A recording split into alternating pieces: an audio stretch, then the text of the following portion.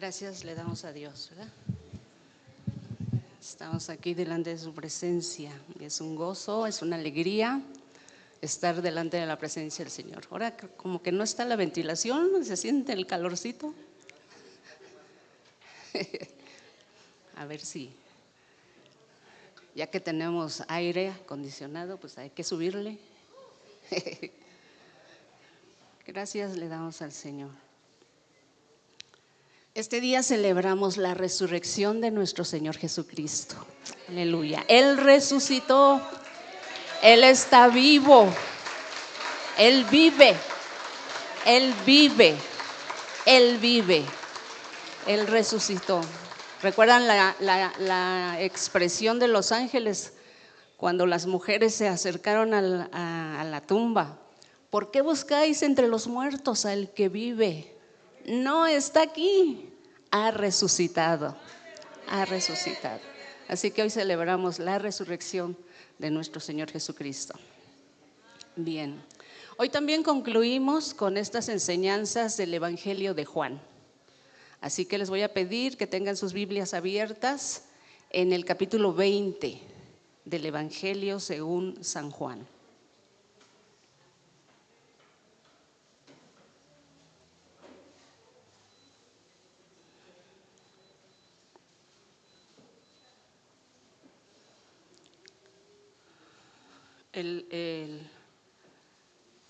Al final de este capítulo dice el apóstol: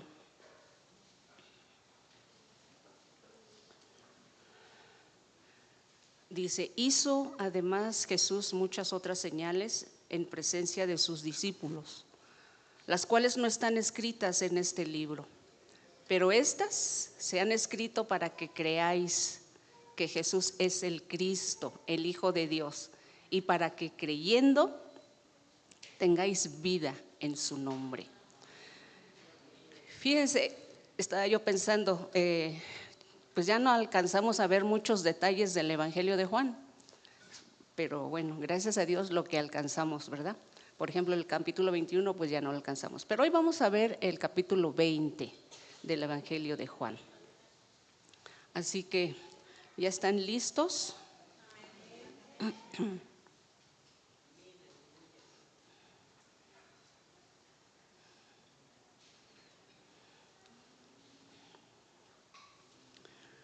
Ahora, antes de comenzar a leerlo, los evangelios registran el nombre de algunas de las mujeres que acudieron muy temprano al sepulcro, pero solamente María Magdalena es mencionada en los 4 evangelios, en los 4. Y en este evangelio de Juan encontramos detalles muy interesantes acerca de María Magdalena. Así que vamos a centrarnos en este día ahí, en el capítulo 20. Vamos a leer el verso 1.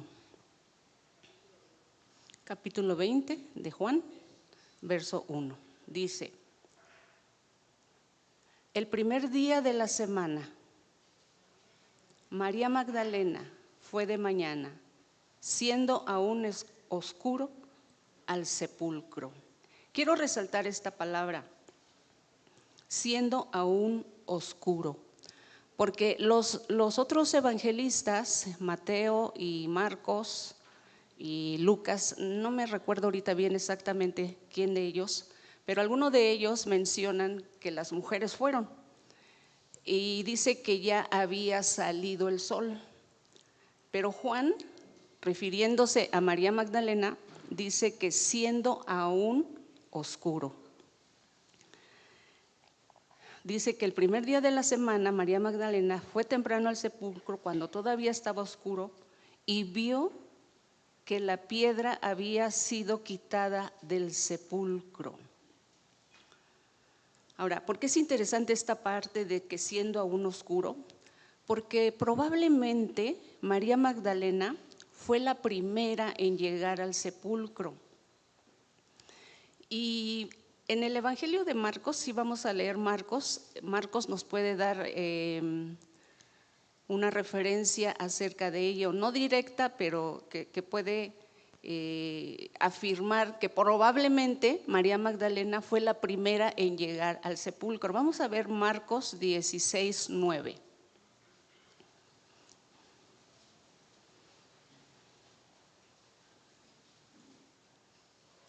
Vamos a ver si lo ponen en la pantalla o lo buscamos.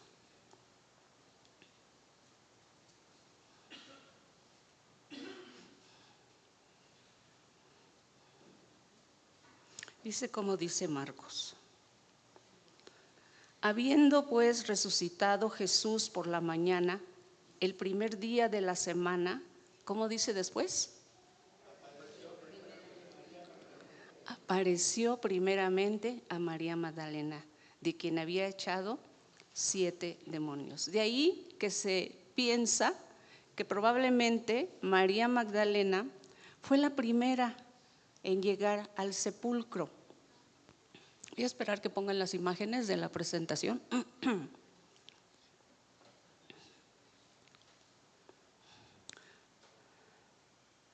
Entonces, a ver, los chicos de comunicación, ¿sí me escuchan?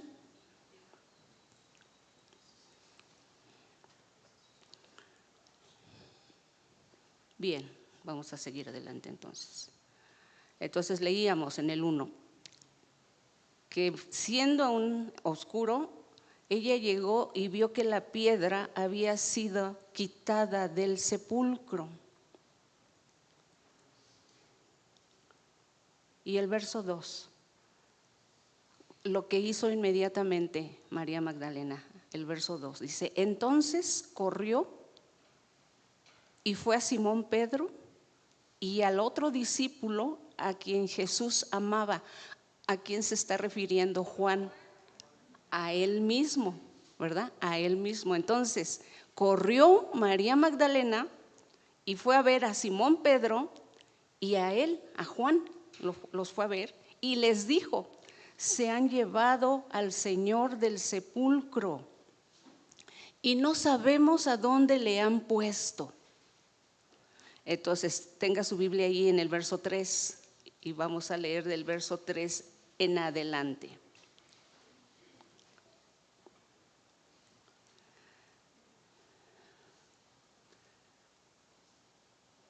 Yo por quedarme en Marcos, y ahí va a leer lo de Marcos. Ay, Dios mío. Ok, verso 3. Y salieron Pedro y el otro discípulo, es decir, Juan, ¿verdad? Y salieron Pedro y el otro discípulo y fueron al sepulcro. Corrían los dos juntos, pero el otro discípulo corrió más aprisa que Pedro. Ahora, se piensa que Juan era el más joven de los discípulos. Entonces yo me quiero imaginar que al salir corriendo, pues ahí dice que Juan corrió más aprisa que Pedro.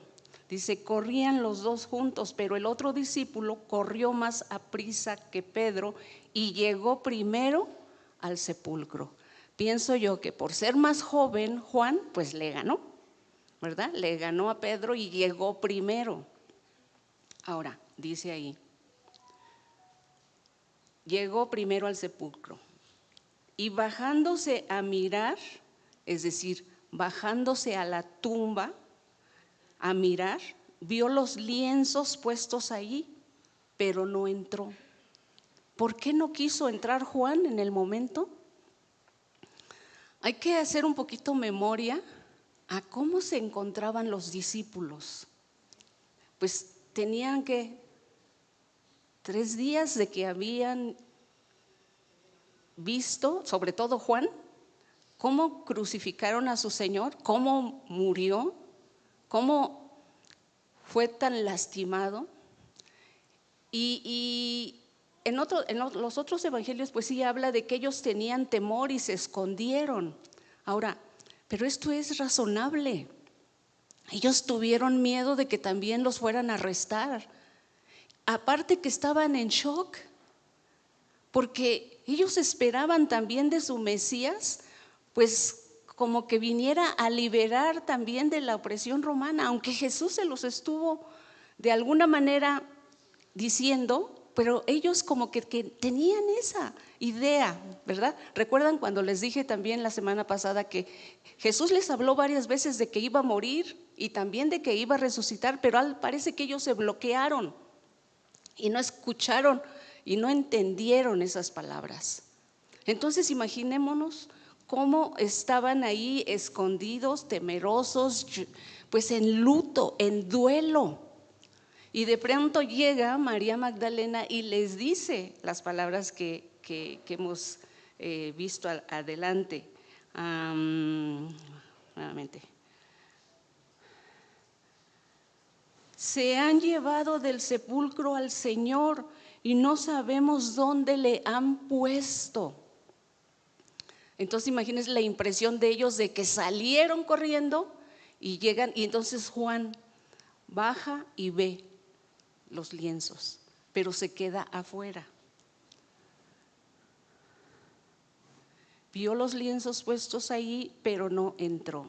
Luego llegó, o sea que sí le sacó ventaja Juan a Pedro, y luego llegó Simón Pedro tras él, y él sí entró al sepulcro, dice ahí, y entró en el sepulcro y vio los lienzos puestos ahí y el sudario que había estado sobre la cabeza de Jesús, no puesto con los lienzos, sino enrollado en un lugar aparte.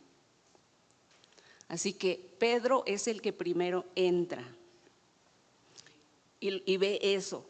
Y luego dice el verso que sigue. Entonces entró también, ¿quién? El otro discípulo. Entonces entró Juan. Que dice que había venido primero al sepulcro. Entonces dice que entró y vio y creyó. Vio y creyó. Y el verso 9 nos dice, porque aún no habían entendido la escritura, que era necesario, nuevamente esta palabra se vuelve a repetir, que era necesario que Él resucitase de los muertos. Era necesario. Bien, entonces, ¿por qué Juan da testimonio de decir que vio y creyó?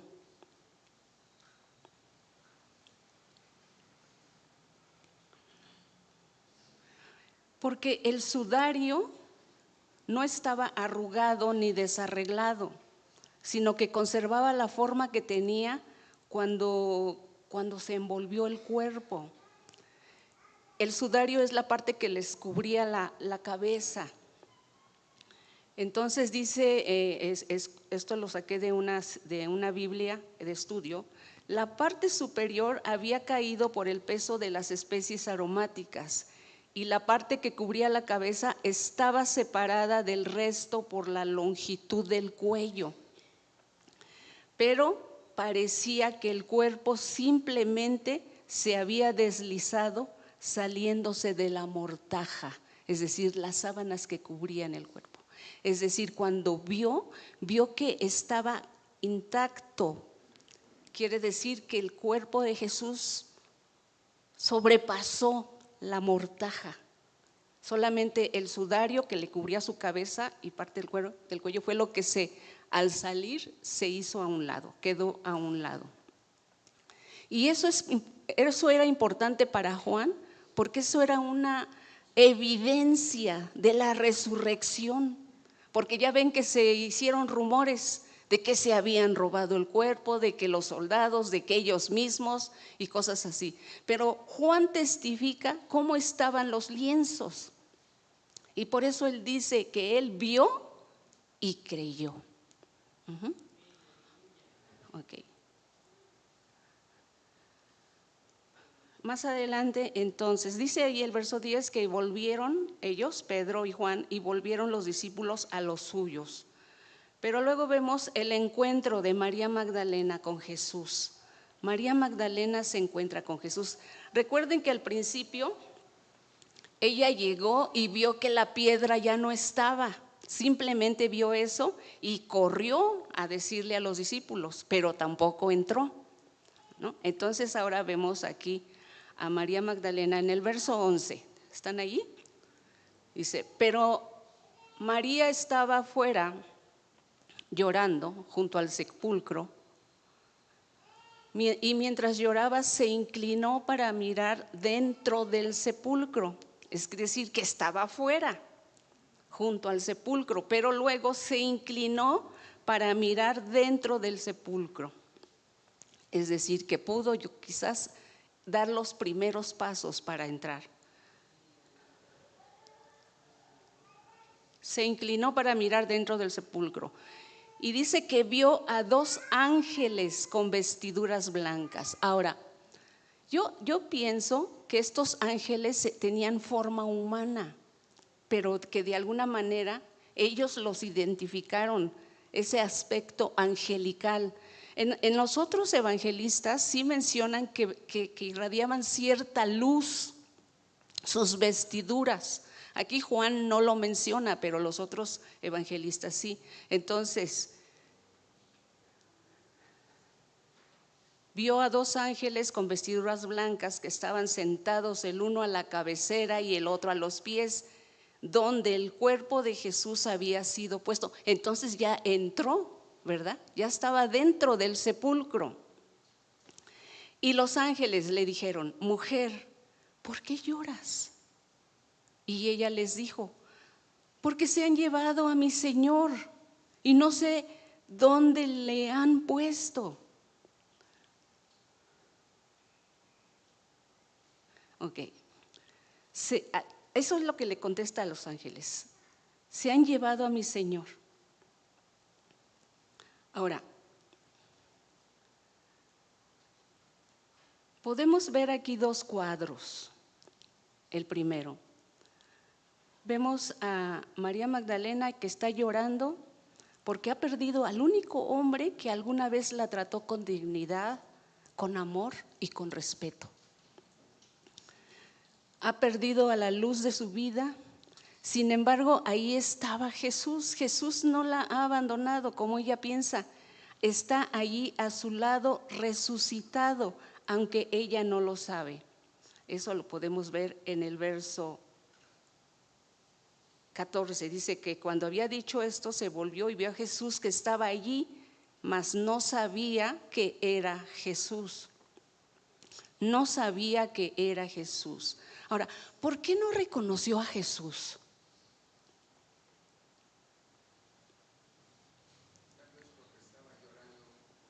Estaba igual en el duelo, ¿verdad? En esa situación todavía de que lo vio morir, lo vio sufrir,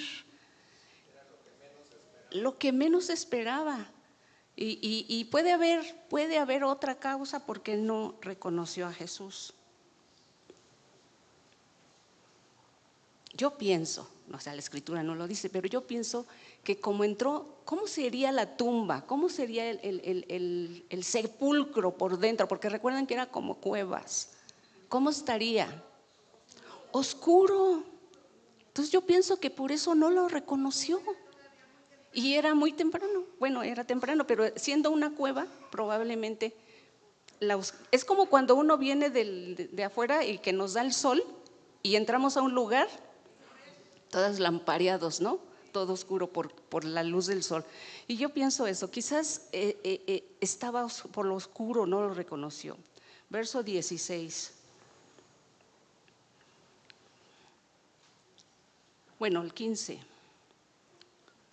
Mas no sabía, el 14 final dice, mas no sabía que era Jesús. Jesús le dijo, ¿por qué lloras? ¿A quién buscas? ¿Y qué dice? Ella, pensando que era el hortelano, le dijo: Señor, si tú lo has llevado, dime dónde lo has puesto y yo lo llevaré. Ahí todavía ella no reconoce. Y luego el 16, de pronto Jesús le dijo: María. Volviéndose ella le dijo: Raboni, que en hebreo es maestro. Maestro. Ahora, ¿Cómo supo que era Jesús? La llamó por su nombre. El sonido de su voz para ella era inconfundible, inconfundible. Lo reconoció inmediatamente, pues había estado con él más de 3 años, ¿verdad? Entonces, ella reconoció a su maestro y le dijo en hebreo, Raboni, maestro. Y lo que sigue.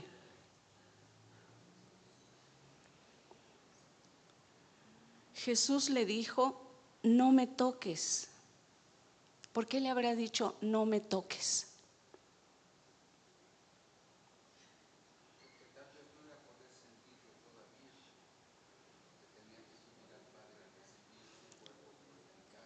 Es la razón que le da, bueno, que se refiere Juan. Pero es interesante que en los otros evangelios los discípulos le tocaron, incluso en uno de esos evangelios, ahorita les digo que no me acuerdo, las otras mujeres que habían ido también, dice que le abrazaron los pies. Ahora, puede ser eso. Leí en un comentario que probablemente Jesús tenía todavía alguna misión que hacer con el Padre, pero bueno. Pero a mí se me hace interesante cuando le dijo, no me toques, que hay otras versiones en la Escritura que no dice la palabra no me toques. Por ejemplo, en la Biblia de las Américas dice, suéltame, porque todavía no he subido al Padre. Y en la versión Palabra de Dios para Todos dice, no trates de retenerme. Y en la Nueva Traducción Viviente dice, no te aferres a mí. ¿Qué nos da a entender esas diferentes versiones? Y se aferró a él. Y es que eso es lógico, ¿no? Se aferró a él. María lloraba porque creía que lo había perdido para siempre. Y se aferró a él porque pensó que lo había recuperado en la misma condición en que antes lo había tenido. Entonces dijo, no, ya no te me vas, tú te me quedas aquí. Se aferró a él, pensando que lo había recuperado en la misma condición en que antes lo había tenido. Pero eso ya no sería así. Una vez que hubiera ascendido su Señor, la relación con Él sería completamente nueva. No solo para ella, sino para todos sus discípulos, para todos. Y podemos pensar en nosotros también ahora, ¿verdad? Esa es una relación de fe. La que tenemos ahora con Él es una relación de fe. Y recuerden que por eso dijo que enviaría al Espíritu Santo. Y el Espíritu Santo es el que nos iba a conectar con Él. Iba a estar ahí con nosotros en todo momento y en todo tiempo. Y esa era la diferencia de que si Él se hubiera quedado físicamente aquí en la tierra, que Él no hubiera podido estar con todos. Pero a través de su Espíritu, Él lo puede hacer. Vamos al verso 17.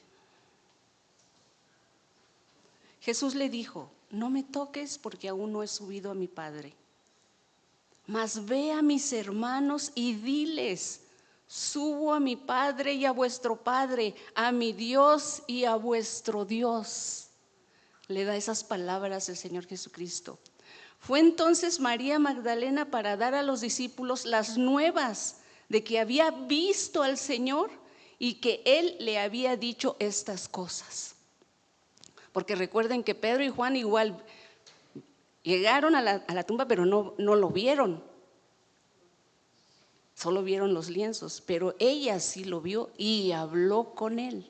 Y el Señor Jesús le da esa encomienda. Ve a mis hermanos. Y María Magdalena fue y anunció a los discípulos, he visto al Señor. Bien, quisiera mencionar algunos mitos en relación a María Magdalena. Porque hay quienes ubican a María Magdalena como la mujer adúltera o la prostituta, a la cual se acuerdan que querían apedrear y que es ella. No es ella.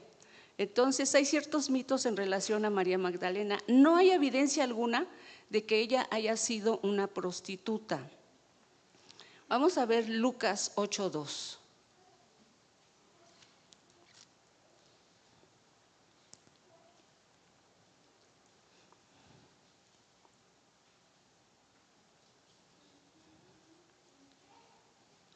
Dice, y algunas mujeres que habían sido sanadas de espíritus malos y de enfermedades.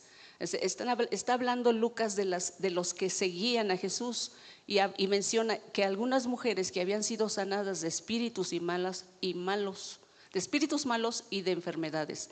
Y menciona entonces a María, que se llamaba Magdalena, de la que habían salido 7 demonios. Eso sí lo menciona la Escritura. Y también es conocido que se llamaba María Magdalena porque era de la región de Magdala, y de ahí que le decían María Magdalena, es decir, María la de Magdala. Entonces no hay evidencia alguna de que haya sido una prostituta.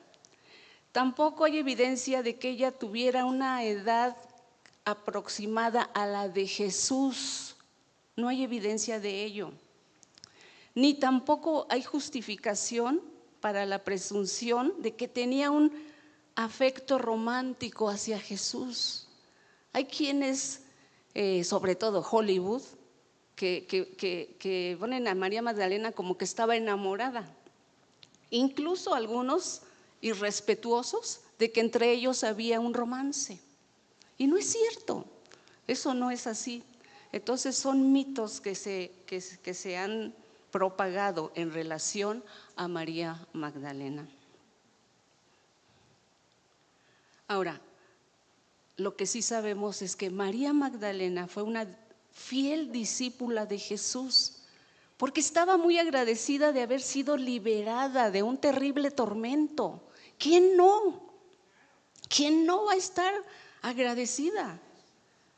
Ahora, ella permaneció con su maestro hasta el final. Recuerden que la mayoría de los discípulos huyeron porque pues sí, tuvieron miedo y era normal que tuvieran miedo.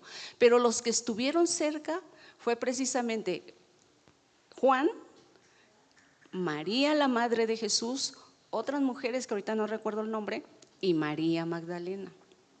Estuvieron hasta el último momento con Jesús ahí en la cruz. Ahora, María Magdalena también estuvo presente en el lugar donde fue sepultado.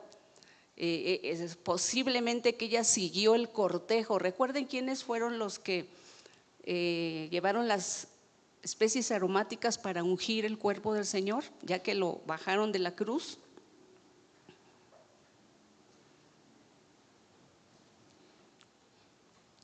Esto me acordé ahorita, pero no me acuerdo de los nombres. A ver si se acuerdan ustedes. José de Arimatea y Nicodemo, ¿verdad? Y posiblemente María Magdalena siguió a estos hombres hasta el lugar donde fue puesto. Entonces ella vio dónde lo sepultaron. Esto lo podemos leer si quieren en Marcos 15:47. Vamos a ver, por favor. Si nos pueden poner en la pantalla, Marcos 15:47.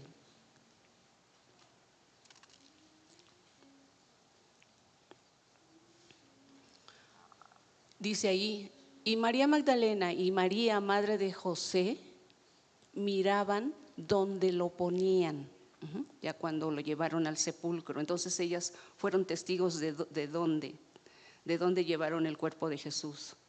Así que ella estuvo presente en muchos hechos muy importantes para la vida de Jesús.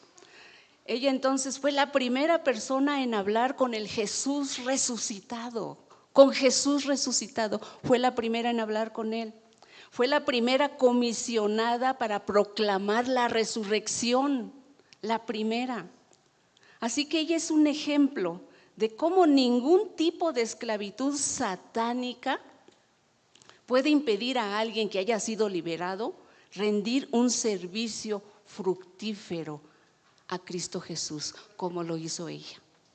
Y esto también nos habla del aprecio que tenía Jesús por las mujeres, la dignidad y el aprecio.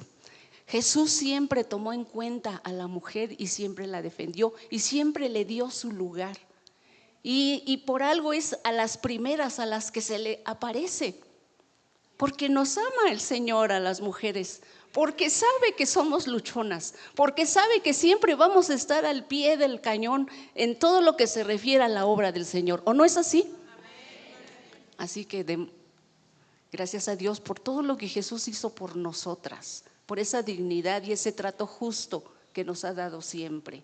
Siéntase orgullosa, hermana. Y no menospreciamos a los varones, pero siéntase orgullosa.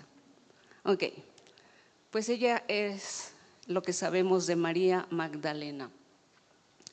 Ahora, vamos a ver el verso 19 al 21.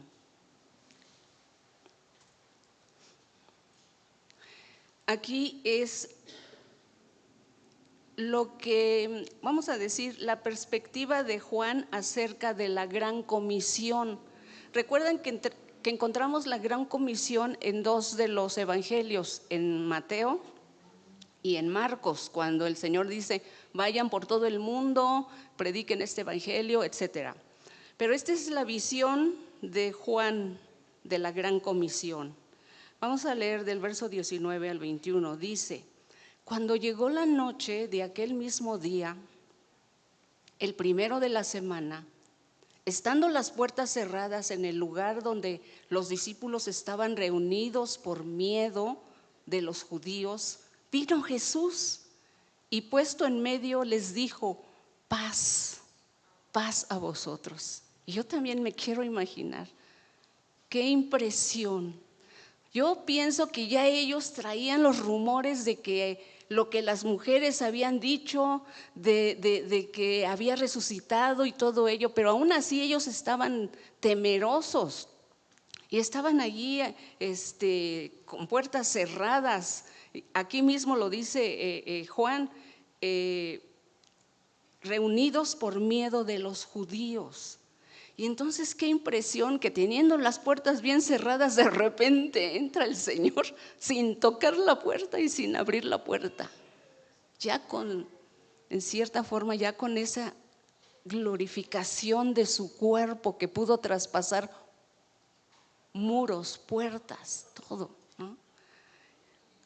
Es para caerse muertos ahí de la impresión, ¿no es así? Es para caer muertos. Y con las palabras, paz a vosotros.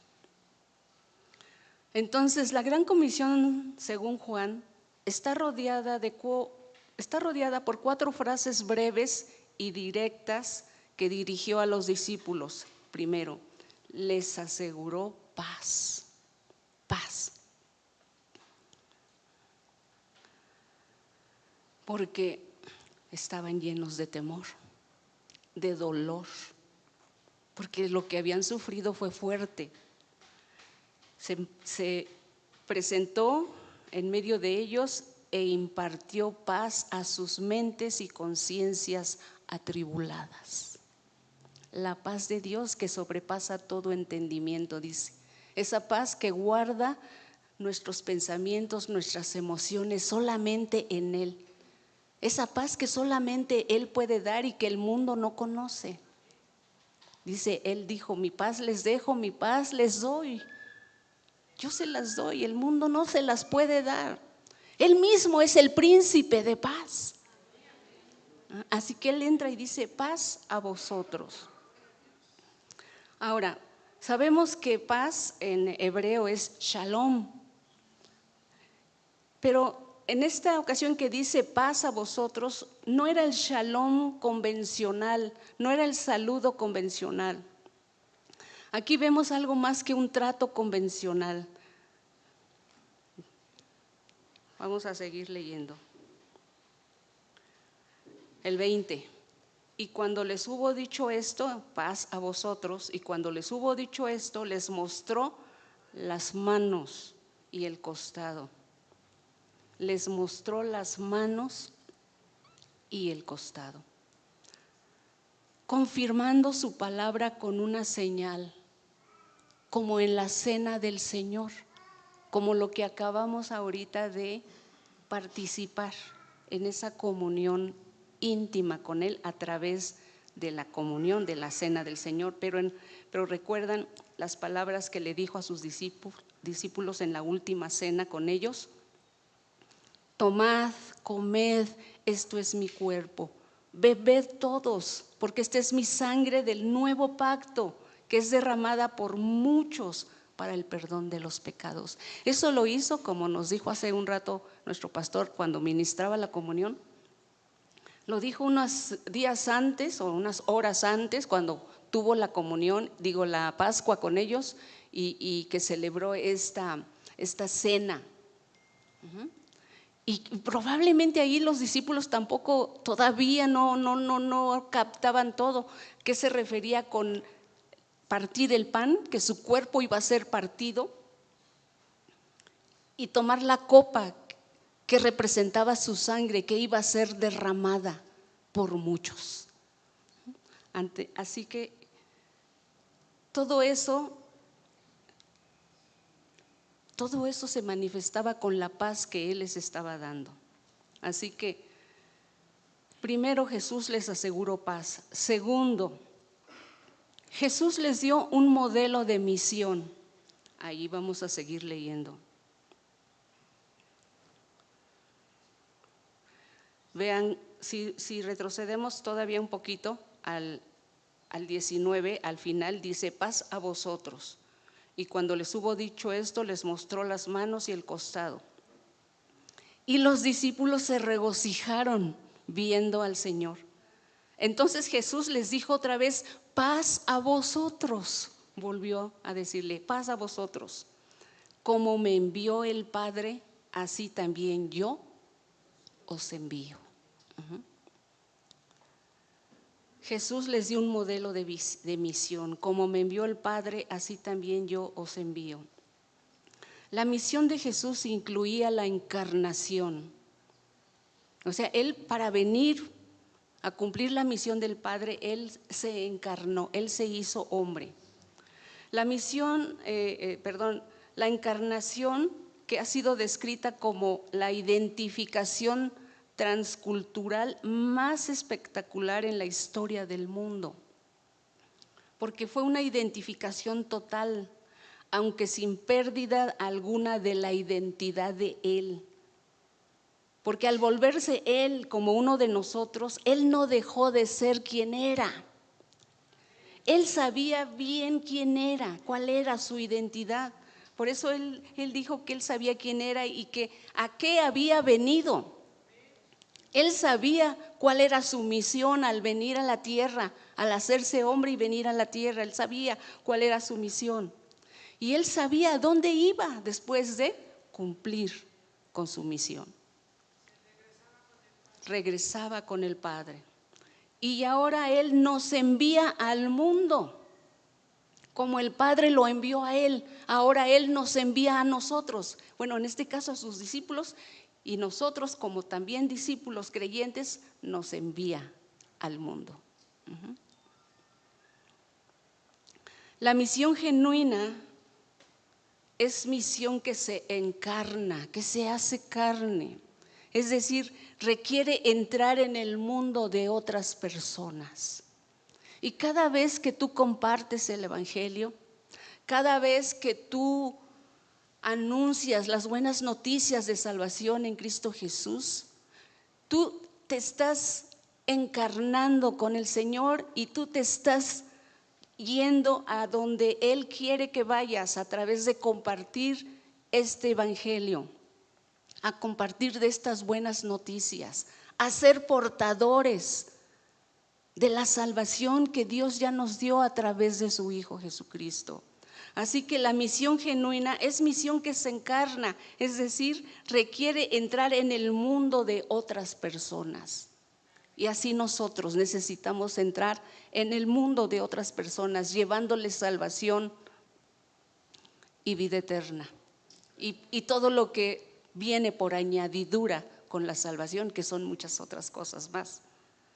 Bien, vamos al verso 22.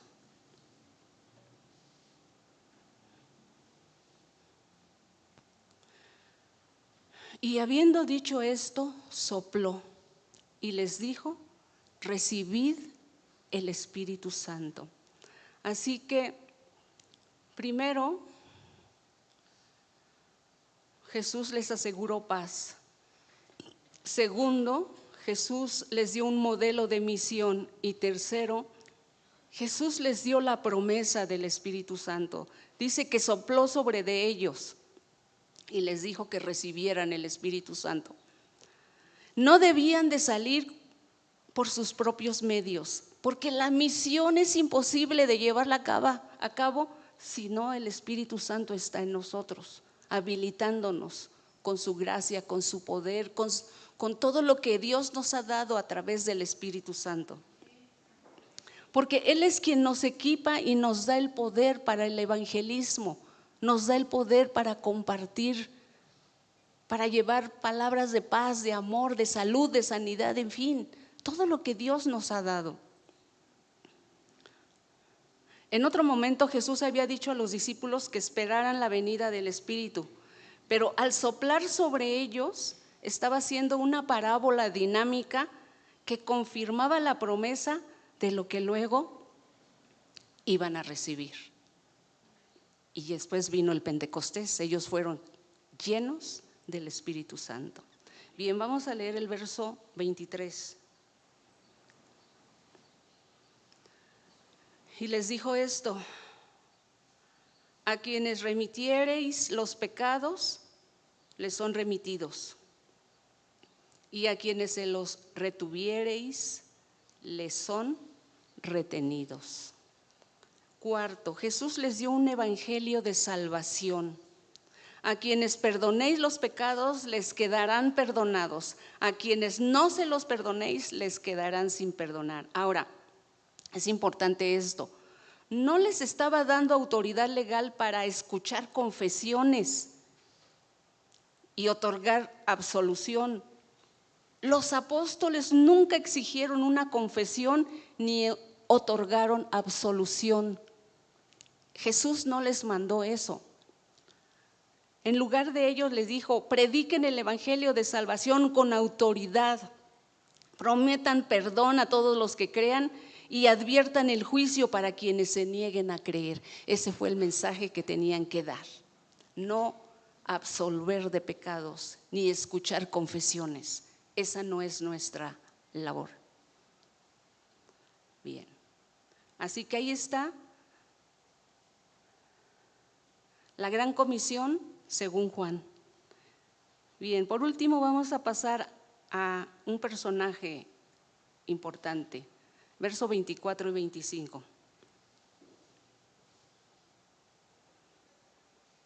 Pero Tomás, uno de los 12, llamado Dídimo, no estaba con ellos cuando Jesús vino. Y le dijeron pues los otros discípulos: al Señor hemos visto. Y él les dijo: si no viere en sus manos la señal de los clavos, y metiere mi dedo en el lugar de los clavos, y metiere mi mano en su costado, no creeré. En primer lugar, vamos a ver aquí que el Tomás, primeramente, ausente. En el día de la resurrección, por alguna razón, esa tarde, Tomás estaba ausente y se perdió la bendición de ver al Señor resucitado. Esto nos tiene que hacer reflexionar. ¿Qué tan inconstante eres a las reuniones? ¿O qué tan constante eres? Porque ser un asistente inconstante en la iglesia es un riesgo. Es un riesgo. Uno se puede perder de bendiciones muy hermosas, muy grandes en las reuniones. Sabemos que Dios está en todas partes y muchos dicen, yo en mi casa oro, yo en mi casa le alabo, yo veo los videos, yo veo esto. Pero nada se compara con la reunión de los santos, con la asamblea. Eso significa iglesia, asamblea. Nada se compara con reunirnos en su nombre. Nada se compara con adorarle, bendecirle. Nada se compara cuando Él, a través de los dones del Espíritu Santo, habla de una manera directa. Entonces, ¿queremos ser como Tomás, el ausente? La canción como dice, ya llegó el que anda ausente. Ahora, al siguiente domingo, vamos a ver qué sucede. El verso 26. 8 días después, estaban otra vez sus discípulos dentro y con ellos Tomás. Llegó Jesús, estando las puertas cerradas nuevamente, y se puso en medio y les dijo otra vez, paz a vosotros. Luego dijo a Tomás, pon aquí tu dedo, Tomás, y mira mis manos, y acerca tu mano y métela en mi costado, y no seas incrédulo, sino creyente. Al siguiente domingo Tomás estaba en su lugar y pudo recibir la bendición que había perdido el domingo anterior.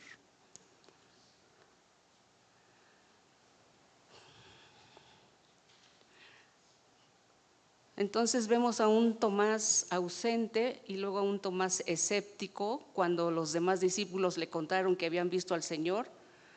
Ahora, él podría haberles creído y por eso Jesús le reprochó, se lo reprochó. Y Jesús dijo que son bienaventurados todos aquellos que creen sin haberle visto, ¿verdad? Y esa bendición entonces nos llega a nosotros, porque pues nosotros no lo hemos visto, ¿pero qué? Pero creemos, entonces somos bienaventurados, ¿verdad? Jesús se lo reprochó. Ahora, hay dos maneras esenciales por las que llegamos a creer en algo. La primera es nuestra investigación empírica, es decir, basado en experiencia. Él pudo haber creído porque él conocía a su maestro. Tomás conocía a su maestro. Y la otra manera es aceptar el testimonio de un testigo confiable. De modo que cuando los otros le dijeron, al Señor hemos visto, Tomás debería haberles creído, ya que sabía que eran testigos honestos y sobrios. Eran sus compañeros, sus hermanos en la fe. Ahora, de la misma manera, si hoy todos siguieran insistiendo en ver y tocar al Señor resucitado, ¿qué pasaría? Pues no habría creyentes, simplemente. En cambio, millones de personas han llegado a la fe por el testimonio de aquellos que sí vieron y tocaron. Tomás creyente. Ahora, ahí mismo, volvamos a leer el verso 28. Entonces Tomás respondió y le dijo, Señor mío y Dios mío. Jesús le dijo, porque me has visto, Tomás, creíste, bienaventurados los que no vieron y creyeron. Pero estas palabras, Tomás no solo creyó, sino que adoró, exclamando, Señor mío y Dios mío. La tradición dice que después Tomás fue como misionero a Partos, a Persia, a la India, y que plantó la iglesia en Kerala y que sufrió el martirio en Madrás. Así que fue un fiel seguidor de Jesús, aun cuando tuvo su momento de escepticismo y de incredulidad. Esto nos da un poco de paz, de que tenemos chance, ¿verdad? O sea, porque Dios nos conoce, Dios sabe cómo somos. estos discípulos débiles, temerosos e incrédulos tuvieron un encuentro con el Cristo resucitado. Y ya no fueron los mismos. Estuvieron dispuestos a ser torturados y a dar su vida por el mensaje del Evangelio. Que nos haga reflexionar a nosotros también. Ahora, el Señor sabe de nuestras luchas, nuestra lucha interior. Sabe cuando nuestra fe es probada y cuando le fallamos, cuando dudamos, cuando le negamos. Recuerden que Pedro le negó. Sabe de todo eso, pero Él prometió enviar al Espíritu Santo para ayudarnos y revestirnos de poder, y lo cumplió. Él envió al Espíritu Santo y el Espíritu Santo está con nosotros. No estamos solos, y como Él dijo, no los dejaré huérfanos. Yo estaré con ustedes todos los días, y Él está con nosotros todos los días, días buenos y días difíciles. Él ha prometido estar y Él lo cumple. Él está con nosotros. Al estar preparando esto, me vino a la mente un verso del apóstol Pedro que dice así: a quien amáis, es decir, a Jesús, a quien amáis sin haberle visto, en quien creyendo, aunque ahora no lo veáis, os alegráis con gozo inefable y glorioso. Le amamos, aunque no lo vemos. Creemos en Él y nos llena de gozo y de alegría saber que Él es nuestro Señor, que Él es nuestro Salvador. Para concluir, el fundamento de la fe cristiana sigue siendo la palabra de los apóstoles como testigos presenciales. Hoy creemos en Cristo no porque lo hayamos visto nosotros, sino porque ellos lo vieron. Ellos lo vieron y nosotros lo creemos. Hoy creemos que es de vital importancia, por lo tanto, el Nuevo Testamento, que contiene el testimonio de los apóstoles. Ellos nos dicen por escrito lo que antes le habían dicho a Tomás: al Señor hemos visto. Al Señor hemos visto. Y nosotros creemos esas palabras. Y un día le veremos. Un día le veremos, esa es la promesa que aún no se cumple. Pero como Él cumplió todas las promesas, creemos que la cumplirá con nosotros. Un día le veremos. Y un día seremos transformados. Esto corrupto será vestido de incorrupción. Esto terrenal será vestido de glorificación. Y un día estaremos ante la presencia del Señor sin esa situación del pecado. Porque Él viene por nosotros. Él viene por su iglesia. Porque Él viene por una iglesia gloriosa, que Él mismo se está apercibiendo, santificándola todo el tiempo, preparándonos todo el tiempo. Y Él nos tiene aquí por una razón. Para este tiempo Dios nos ha llamado.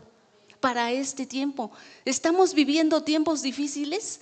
¿Peligrosos? Sí, pero para este tiempo Dios nos ha llamado, pero nos quiere listos, preparados, que sigamos creyendo en Él, que permanezcamos en Él y que su palabra permanezca en nosotros y que compartamos estas buenas noticias. Dice: den de gracia lo que de gracia han recibido. Así que tenemos esa gran encomienda de parte del Señor. No quedarnos con una salvación tan grande y gloriosa, sino compartirla a todo aquel que la necesita, a todo aquel que anda sin Dios y sin esperanza por este mundo, perdido en los pecados. Pero para eso vino Cristo, para perdonar el pecado de la humanidad. Amén. Puede ponerse de pie, vamos a adorar a Dios, vamos a extender nuestras manos al cielo y decirle: gracias, gracias Señor, gracias bendito Dios amado. Te adoramos en esta tarde, te bendecimos, exaltamos tu nombre, glorioso Rey, majestuoso Señor. hermoso y precioso Salvador. ¿Quién como tú? ¿Quién como tú? Magnífico en santidad, terrible en loores, hacedor de maravillas, hacedor de maravillas. Te adoramos y te bendecimos, Señor. Y podemos exclamar como Tomás: mi Señor y mi Dios, mi Señor y mi Dios, mi Señor y mi Dios. Aquí estamos, bendito Salvador. Amén. Démosle un fuerte aplauso al que vive, al que reina por los siglos de los siglos, al único y solo sabio Dios todopoderoso.